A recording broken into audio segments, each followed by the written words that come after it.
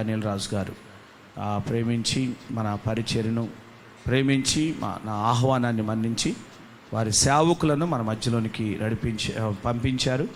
మరి ఆ దైవ సేవకురాలకి అలాగే చేరి వచ్చిన సేవకులకు కూడా మరొకసారి నేను నా హృదయపూర్వకమైన వందనాలు తెలియజేస్తున్నాను. Praise the Lord. హల్లెలూయా. మధ్యాహ్న కాల సమయం ఒక శ్రేష్టమైన ఉపదేశాన్ని, ఒక ఉన్నతమైన ఉపదేశాన్ని మనం విన్నాం. నిజంగా దేవుడు తన దాసు నిలబెట్టుకొని మరి చక్కని విషయాలు ప్రభు మనతో మాట్లాడుతూ మనల్ని ఎంతగానో బలపరుస్తూ వచ్చారు. అలాగే రాత్రి కూడా మరొక వర్తమానాన్ని మనం వినబోతున్నాం. మన మధ్యలో మరి దైవజనులు పాస్టర్ ప్రభుదాస్ గారు ఉన్నారు. వారు వచ్చి దేవుని వాక్యాన్ని మనకు అందిస్తారు. అందరూ కూడా ప్రార్థనాపూర్వకంగా ఉండి దేవుని వాక్యాన్ని శ్రద్ధగా ఆలకించాలి మనం చేస్తూ ఈ సమయాన్ని దైవజనులకు అప్పగిస్తున్నాం. Praise the Lord. హల్లెలూయా.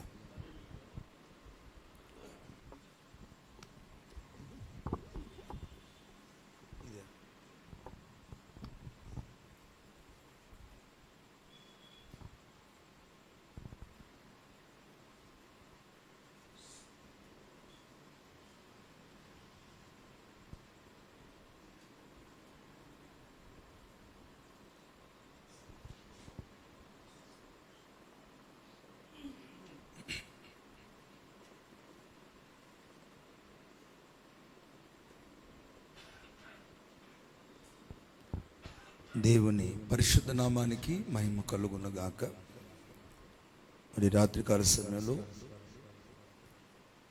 ఈ రీతిగా 21 దినాల ఉపవాస ప్రార్థనలో పాల్పంపులు పొందడానికి మరి ఇటు ధన్యత, ఇటు యోగ్యత, అవకాశాన్ని ప్రభు ఇచ్చినందుకు నిజంగా దైవజనులు మరి మా ప్రాంతాలలో ఈరోజు సేవలలో నిలబడి ఉన్నామంటే నిజంగా దేవుని కృప ఎంత ఉందో.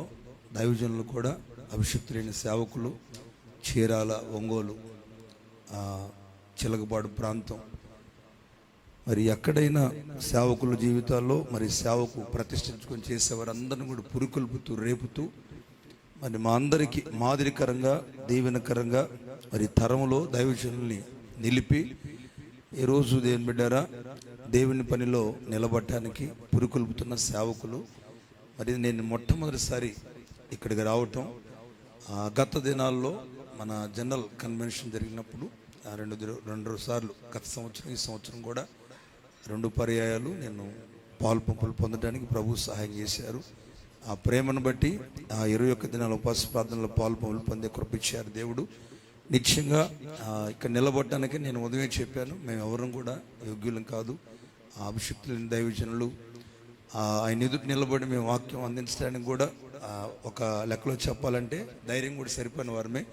అయినప్పటికీ మమ్మల్ని పురుకొల్పుతూ ప్రేరేపిస్తూ మరి ఇలా ఈ సహవాసంలో కలుపుకొని ఇంతవరకు మమ్మల్ని ప్రేమించడంలో, నడిపించడంలో మమ్మల్ని నడిపిస్తున్నటువంటి దైవజనులు, ఆత్మీయులు, అభిషిక్తులైన ఈ అవకాశం ఇచ్చిన సేవకులకు నా నిండా వందనాలు తెలియజేస్తున్నాను.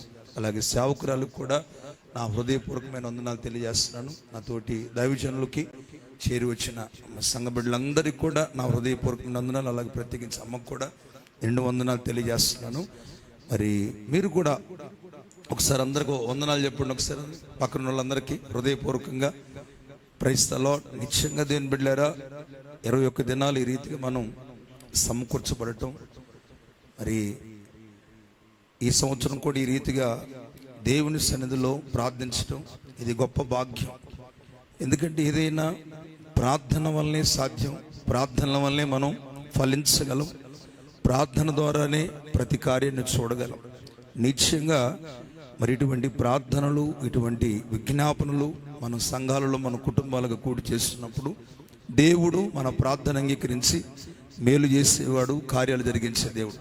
కాబట్టి దేవుని బిడ్డలారా మనకున్న సమయాన్ని బట్టి కొద్ది నిమిషాలు దేవుని యొక్క వాక్యాన్ని మనం ధ్యానించుకుంటూ ముందుకు సాగుదాం. దేవుని పరిశుద్ధ గ్రంథంలో నుండి ఒక మాట చదువుకుందాం. కీర్తనల గ్రంథం 18వ అధ్యాయం. కీర్తనల గ్రంథం 18వ అధ్యాయం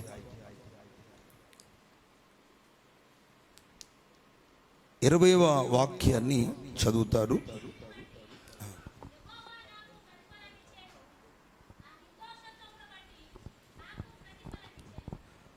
నా నిర్దోషత్వను బట్టి నాకు ప్రతిఫలం ఇచ్చెను. ప్రైజ్ ది లార్డ్, హల్లెలూయా.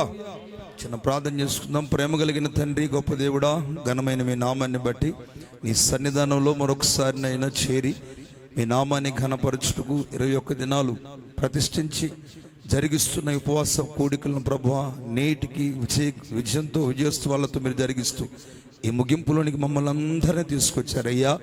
నిజమైన నీ కార్యాలు ప్రభువా మా మధ్యలో ఎంతవరకు మీరు జరిగిస్తూ అయ్యా, ఎంతగానో అభిషిక్తులైన సేవకులు నిలిపి బలపరిచి సంఘాన్ని ఎంతగానో పురికొల్పిన దేవుడు అయ్యా.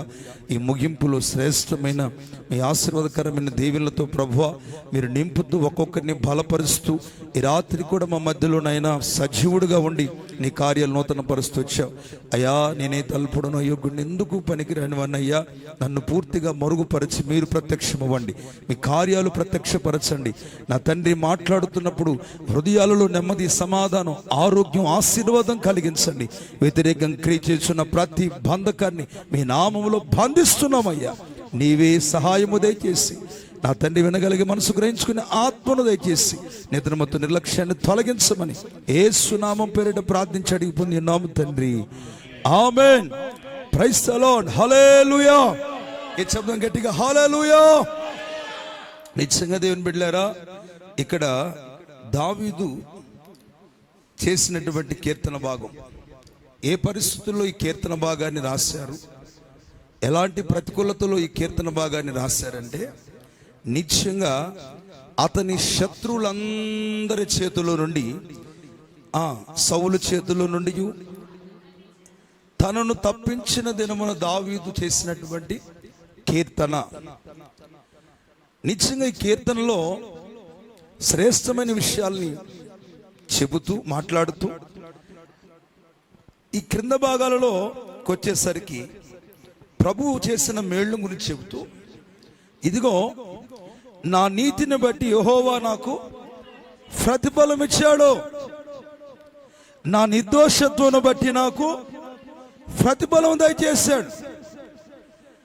మనం ఆరాధిస్తున్న దేవుడు, మనం నిత్యము ప్రార్థిస్తున్న దేవుడు, ఆయన సన్నిధిలో గడుపుతున్న వారితో ఏమంటే ఆయన సన్నిధిలో నమ్మి ప్రార్థించే వారికి ఇస్తున్న గొప్ప ఆశీర్వాదం ఏంటంటే, చేసిన దానికి ప్రతిఫలం ఇచ్చే దేవుడు, ప్రతిఫలాలతో నింపే దేవుడు అంటాడు. ఆ ప్రతిఫలం పొందడానికి, ఆ ప్రతిఫలం అనుభవించడానికి కారణం ఏంటో తెలుసా? నా నిర్దోషత్వమును బట్టి నాకేం చేశాడు దేవుడు? ప్రతిఫలం దయచేశాడు. మరొక సందర్భంలో అంటాడు, నా దేవునికి కనబడిన నా చేతుల నిర్దోషత్వమును బట్టి నాకు ప్రతిఫలం ఇచ్చాడు. నిశ్చయంగా దేవుని సన్నిధిలో దావీదు ప్రతిఫలాన్ని చూడగలిగాడు, ప్రతిఫలాన్ని అనుభవించగలిగాడు. ప్రతిఫలాన్ని పొందుకున్నవాడిగా మనకి ఇక్కడ కీర్తిస్తూ గణపరుస్తూ కనబడ్డాడు. అయితే అదే దావీదు గారు ఆ ప్రతిఫలాన్ని పొందడానికి చేసిన ప్రార్థన ఏంటో తెలుసా? అక్కడ మీరు ఒక మాట గమనించండి, 6వ వచనం.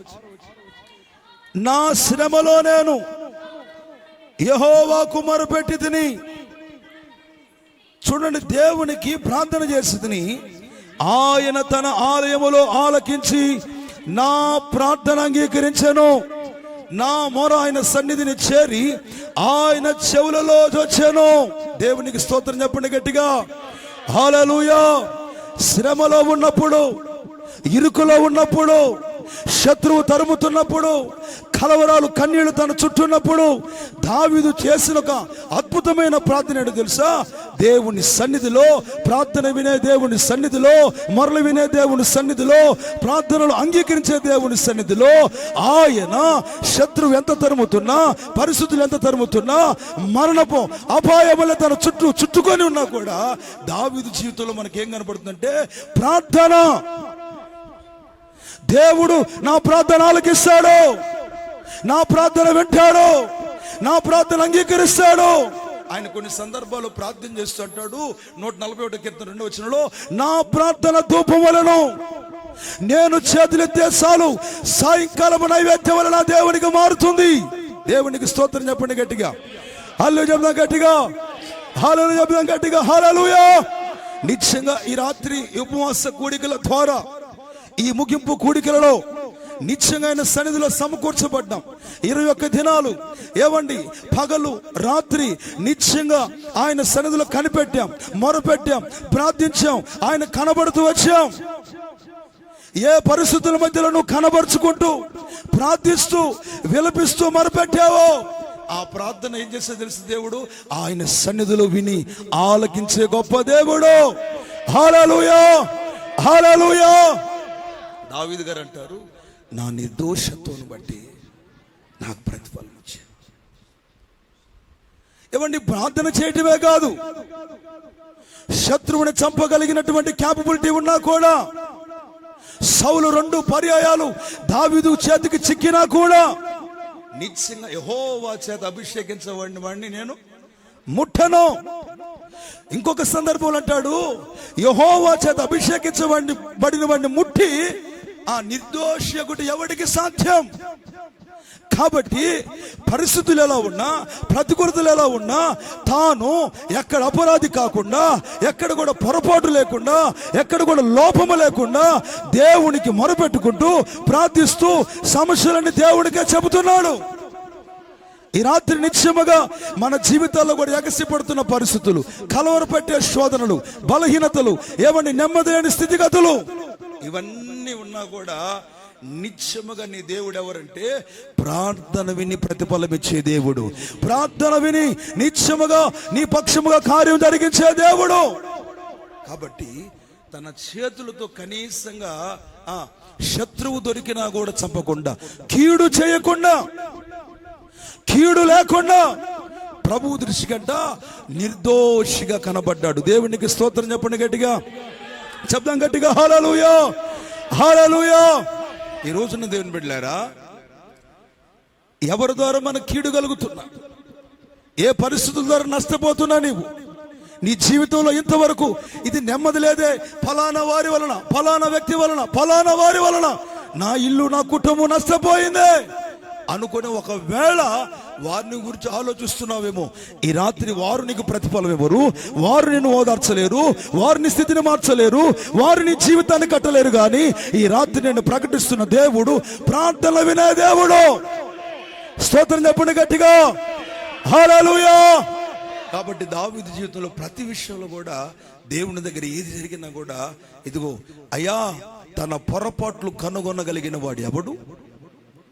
నేను రహస్యముగా చేసిన తప్పులు క్షమించి నన్ను నిర్దోషిగా తీర్చు అంటే, దేవుడు సన్నిధిలో దావీదు ఏం గుర్తుపట్టాడంటే, దేవుడు చూసేవాడు, దేవుడు రహస్యమందున్నాడు, దేవుడు కనిపెట్టి చూసేవాడు, దేవుడు ప్రార్థన ఆలకిస్తాడు.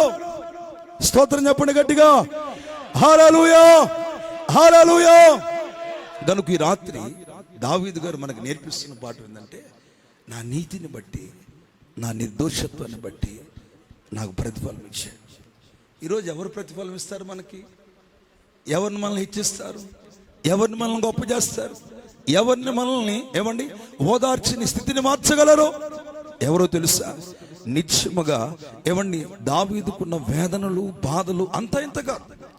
సౌలు ఒక పక్క తరుముతున్నాడు, శత్రువులు ఫిలిష్తీయులు ఒక పక్క తరుముతున్నారు.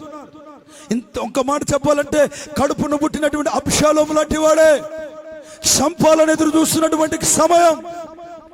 ఎటు చూసిన నెమ్మది లేదు, నిలువ నీడలేని పరిస్థితి. ఒక రాజయ్యుడు కూడా పాదరక్షలు లేకుండా ఒలివ చెట్ల కొండెక్కుతూ ఏడుస్తున్న పరిస్థితులు. ఎంతో మంది లేస్తున్నా, ఎంతో మంది కలవర పెడుతున్నా, ఇతడికి దేవుడి వల్ల రక్షణ ఏమి దొరకదు అని చెబుతున్నా సరే, నిత్యముగా ఆయన సన్నిధిలో ప్రతి విషయంలో కూడా, అయ్యా నాకు ఆధారం నీవేనయ్యా, నాకు దిక్కు నీవేనయ్యా. అయ్యా, వాళ్ళు అంటున్నారు వీడికి రక్షణ దొరకదు, వాళ్ళు అంటున్నారు ఇంకేం పని అయిపోయిందని, వాళ్ళు అంటున్నారు ఇక వీడికి రక్షణ దొరకదని, వాళ్ళు అనుకుంటున్నారు అయ్యా వాడి పని అయిపోయింది, పతనం అయిపోయాడని. స్తోత్రం చెప్పండి గట్టిగా.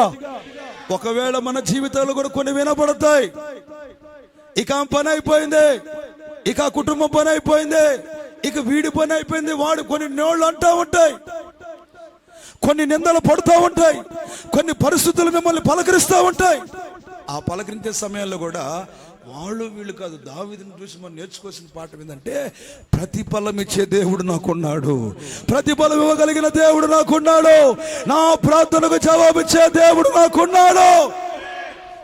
ఆ నిశ్చయతోటి 21 దినాలు మీరు ప్రార్థన చేశారుగా, మొరపెట్టారుగా, కన్నీరు కార్చారుగా, దేవుని సన్నిధిలో ఏమండి సమయం అనక కాదనక లేదనక ఆయనకు అప్పగించుకుని ప్రార్థన చేశారుగా. ఈ రాత్రి గుర్తుపట్టాల్సిన విషయం ఏంటో తెలుసా? మనం ఉపవాసం చేస్తున్నట్టు మనుషులు కనబడాలి కాదు, కానీ దేవుని కనబడాలని చేశాం. కాబట్టి రహస్యమందు చూచు తండ్రి ఈ రాత్రి మన ప్రార్థనలకు ప్రతిఫలం ఇస్తున్న రాత్రిదే, మేలులు జరిగిస్తున్న రాత్రిదే, అద్భుతాలు జరిగిస్తున్న రాత్రిదే, సూచిక మహత్కార్యాలు మన జీవితాల్లో చేస్తున్న రాత్రి. దాటిపోయిన దేవుడు ఈ రాత్రి కూడా మన మధ్యలో ఉన్నారు. హల్లెలూయా, హల్లెలూయా.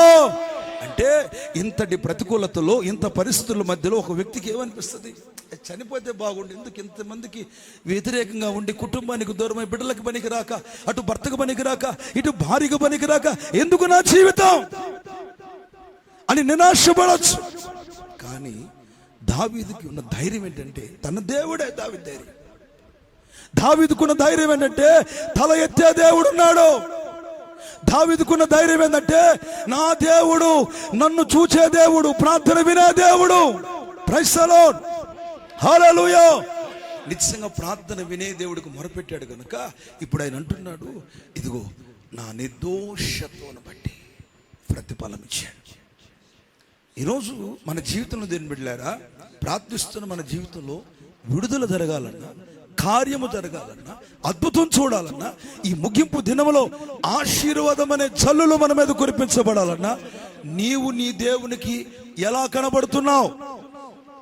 నీవు నీ దేవునికి ఎలా ఏమండి కనపడుతున్నావో, ప్రార్థిస్తున్నావో, ఉపవసించావో, కన్నీరు గార్చావో, ఈ 21 దినాల్లో ఎలా జరిపిస్తూ వచ్చావో? ఒకవేళ నాకు తెలియకపోవచ్చు, అయ్యగారికి తెలియకపోవచ్చు, ఇక్కడ ఎవరు నిన్ను గమనించకపోవచ్చు. నీవు దేవుని దృష్టికి ఎలా కనబడుతూ వచ్చావో, నిత్యముగా కనబడిన దేవుడు నీకు ఈ రాత్రి ప్రతిఫలము దయచేయడానికి ఇష్టపడుతున్న రాత్రిది. హల్లెలూయా, హల్లెలూయా, హల్లెలూయా. కాబట్టి ఆయన దృష్టికి గనక మనకు నిర్దోషంగా కనబడితే, లోపము లేని వారుగా కనబడితే, ఏమండి ఏ విషయంలో కూడా దేవుని దృష్టికి అన్యాయంగా కాకుండా మేలుకరంగా మనకు కనబడితే, నా దేవుడు ప్రతిఫలాలు ఇస్తాడు, ఊహించని కార్యాలు చేస్తాడు, అద్భుతాలు చేస్తాడు. కొన్ని మేలులు, కొన్ని ప్రతిఫలాలకు కారణం ఏంటో తెలుసా? మనమే కాస్త ఆటంకరంగా ఉంటాం. ప్రైజ్ ది లార్డ్, హల్లెలూయా, హల్లెలూయా. ఒకసారి దైవజనులు, ఒక ఆమె బలహీనమైపోయింది. బలహీనమైపోవడం అంటే ఆరోగ్యరీత్యా మనకన్నీ ఉన్న కాస్త బలహీనత అనేది మనకు అర్థం కాకుండా ఏదో జరుగుతుంటే, శరీరంలో మార్పు జరిగినప్పుడు కృంగిపోతాం, బాధపడిపోతాం, నెమ్మది లేకుండా అయిపోతాం. అయితే అలాంటి పరిస్థితుల్లో దైవజనులు ప్రార్థన చేస్తూ ఉన్నారు. ఎంత ప్రార్థన చేస్తున్నా కూడా విడుదల రావట్లేదు. సహవాస సేవకులు వెళ్ళారు, విడుదల రావట్లేదు. ప్రార్థన మానదు, సంఘానికి క్రమంగా వస్తారు. దేవునికి ఇవ్వవలసిన దశభాగాన్ని కరెక్ట్గా ఇస్తారు, దేవుని సన్నిధిలో నమ్మకంగా ఉంటారు, పరిచర్య, కానీ విడుదల లేదు.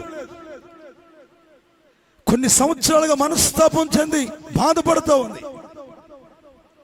ఆ దినాలలో నేను విన్న మాట ఏంటంటే, దైవజనులు నేర్సన్ గారు, ఆయన కూడా ఆమె కొరకు ప్రార్థన చేయడానికి వెళ్ళాల్సి వచ్చింది. ఇక చిన్న వాళ్ళందరూ చేసి అయిపోయింది, పెద్ద ఆయన కూడా వెళ్ళాల్సి వచ్చింది. వెళ్ళి వాళ్ళ ఇంట్లో 2-3 రోజులు ప్రార్థన పెట్టి, ఎందుకు ఈ కుటుంబంలో ప్రతిఫలం లేదా మేలు జరగటం లేదు, ఏంటి కారణం? ప్రభువా, నువ్వు బయలుపరచయ్యా, నువ్వు సహాయము దయచేయ్యా, ఈ బిడ్డను బట్టి ప్రభు ఎక్కడ నీ నామానికి అవమానం కలగకూడదయ్యా అని ప్రార్థిస్తున్నప్పుడు దేవుడు సేవకుని కంట అట్లు పోసుకుని పెన్నును చూపిస్తున్నాడంట. ఏం చూపిస్తున్నాడు? అట్లు పోసి పెన్నును చూపిస్తున్నాడు ప్రార్థన చేస్తుంటే. ఆయన అనుకుంటున్నాడు, చిచి సతానా, అంటే నేను ఉపవాసం ప్రార్థన చేస్తాను, నాకు పెన్నును చూపిస్తావా, దోశలు పోసుకుని తినమన్నా, లేకపోతే దేనికి ఇది అన్నట్లుగా ఆయన అనుకుంటున్నాడు. మరలా ప్రార్థన చేస్తుంటే మరలా అదే చూపిస్తాడు, మరలా అదే చూపిస్తాడు. ఏంటి అసలు ఇది, ఏదో తేల్చేద్దాం వెళుతుండని చెప్పి వాళ్ళ ఆయన పిలిచి, అమ్మా అయ్యా ప్రార్థన చేస్తున్నాం, విడుదల కొరకు అడుగుతుంటే ప్రభువేమో ఏంటో అట్ల పెన్నును చూపిస్తున్నాడు, నాకు అర్థం కావట్లేదు, ఏంటి అంటే దాని సంగతి చాలా స్టోరీ ఉందయ్యా. మేము ఒకరోజు వేరే ఊర్లో పనులకు వెళ్ళాం, దూర ప్రాంతానికి. పక్కన వాళ్ళు దోశలు పోసుకుని ఇస్తామంటే నాన్ స్టిక్ పెను ఇచ్చారా, ఈ పెన్ను చేసుకుంది. వచ్చేటప్పుడు ఒకటి చెప్పానయ్యా ఇవ్వమని, ఇవ్వకుండా వాళ్ళు అట్ల పెన్ను తెచ్చి ఇంట్లో పెట్టుకుందయ్యా. స్తోత్రం చెప్పండి గట్టిగా, హల్లెలూయా. ఈ మనిషి చెబితే వినదయ్యా. స్తోత్రం. మీరు నవ్వుతున్నారు కానీ ఏమండి, అసలు జాగ్రత్తగా తెలివిగా, అంటే మీ అంత తెలివితేటలు మాకు ఉండవు. స్తోత్రం చెప్పండి గట్టిగా. తప్పించుకోవాలన్నా మీ తర్వాతే, ఏమండి ఏం చేయాలన్నా మీ తర్వాతే.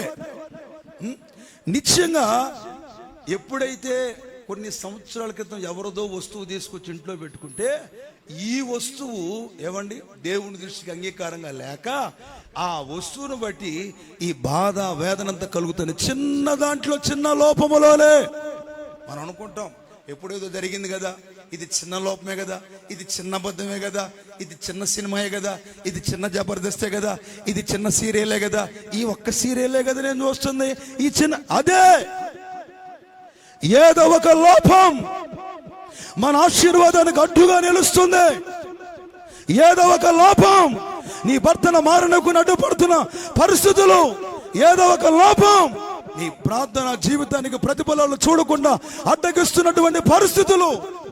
ఎప్పుడైతే ఆ అట్ల పెన్ను తీసి ఏమండి ఎవరి వాళ్ళకి ట్రాన్స్ఫర్ చేశారో, స్తోత్రం చెప్పండి గట్టిగా, హల్లెలూయా, ఆ రోగం అంతటితో వదిలిపోయిందంట. దేవునికి స్తోత్రం చెప్పండి గట్టిగా, హల్లెలూయా.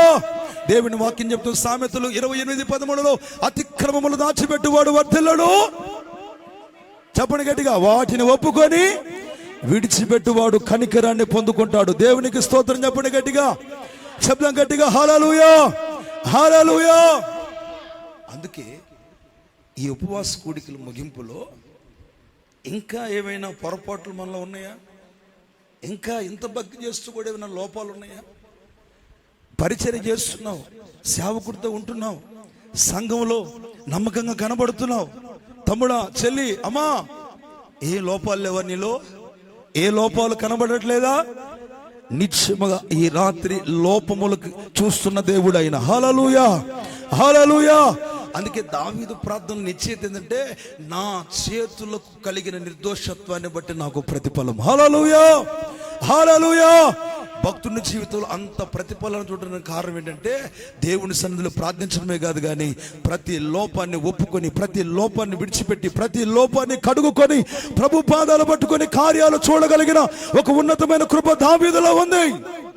స్తోత్రం చెప్పండి గట్టిగా. ఈ ముగింపులో కూడా ఏమండి బాగానే ఉన్నాం, ప్రార్థిస్తున్నాం, సంఘంలో ఉన్నాం, నమ్మకంగా ఉన్నాం, సేవకుడితోనే ఉన్నాం. కానీ ఏ లోపం ఉందా? ఏ లోపం ఉందో దేవుడికి నేను ఒక్కసారి పరిశీలన చేయి. ఈ రాత్రి కనుక పరిశీలన చేసుకుంటే ఒక గొప్ప ప్రతిఫలను మోసుకొని వెళ్ళిపోతున్నావు. ఇక నిన్ను ఖాళీగా పంపడి ఇచ్చేవ రోజు నా దేవుడు ఇంతకు ముందు చూడని అద్భుతాలు ఈ రాత్రి నువ్వు మోసుకొని పోతున్నావు. ఇంతకు ముందు పొందని మహిమను పొందుకొని వెళ్ళబోతున్నావు. ఇంతకు ముందు నీ కుటుంబంలో ఆగిపోయిన కార్యాలు ఈ రాత్రి ఆరంభము చేయబోతున్న రాత్రి. నిశ్చయంగా నమ్మితే ఈ రాత్రి నా దేవుడు దావీదు పక్షంగా చేయటమే కాదు, మన జీవితాల్లో కూడా చేయగలిగిన గొప్ప దేవుడు. హల్లెలూయా, హల్లెలూయా. గనుక ఒకటి దావీదు జీవితంలో మనం గమనిస్తే, తన దేవునికి నిర్దోషత్వంగా కనబడితే ప్రతిఫలం, మేలులు, ఆశీర్వాదాలు, శత్రువులందరిపైన జయం. కారణం దేవునికే తన కనబరుచుకుంటూ వచ్చాడు. దేవునికి స్తోత్రం చెప్పండి గట్టిగా, హల్లెలూయా. ఇక రెండవదిగా దానియేలు గ్రంథం, మరొక మాట చదువుకుందాం. దానియేలు, పరిశుద్ధ గ్రంథంలో దానియేలు గ్రంథం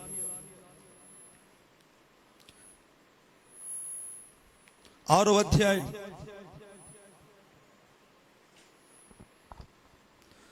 అందరికి తెలిసిన గ్రంథమే 6వ అధ్యాయం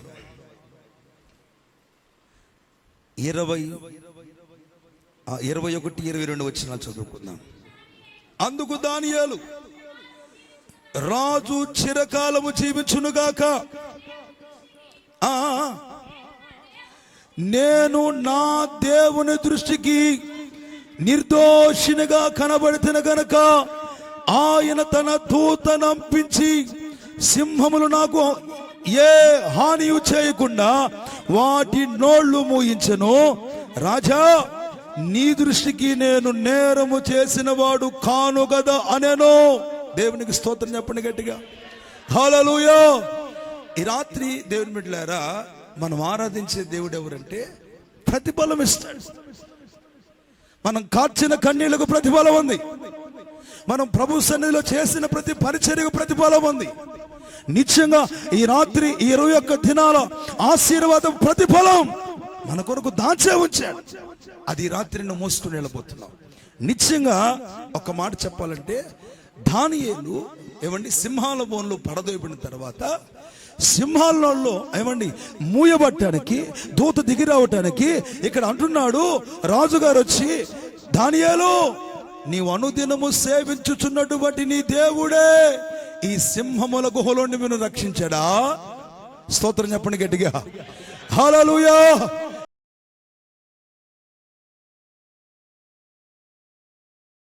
సమీపించని తేజస్సులో నివసించు నా దైవమా,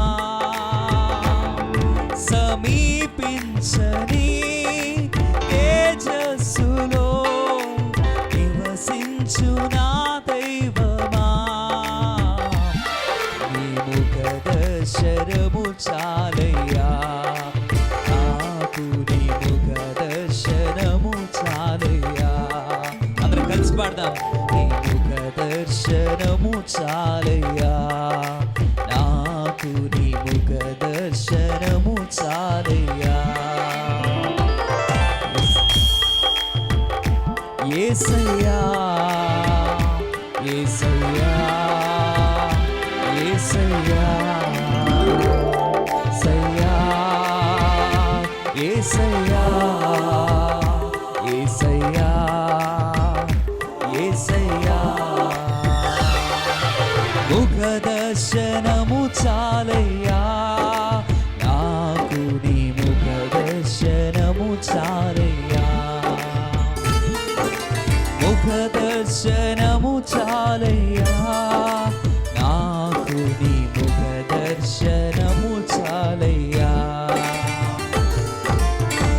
అన్నపానములు మరచి నీతో గడుపుట పరలోకానుభవమే,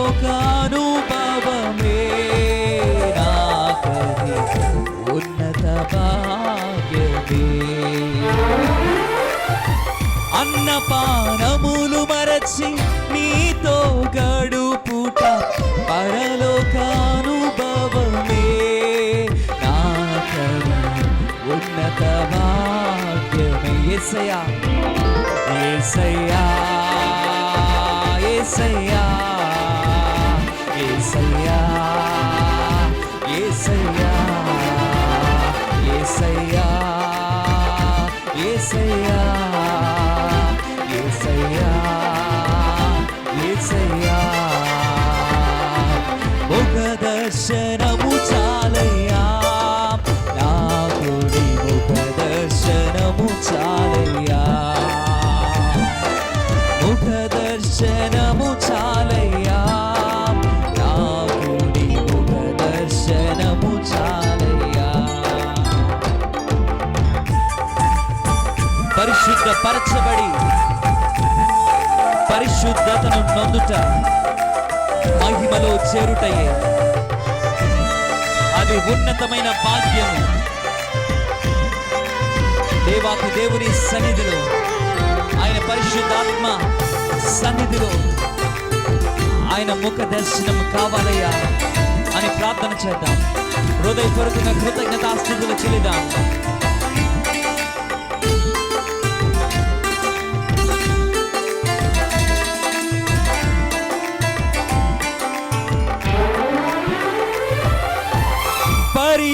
పరిశుద్ధపరచబడి పరిపూర్ణత నుండి మహిమలో చేరుటయే అది నా హృదయ వాంఛయే.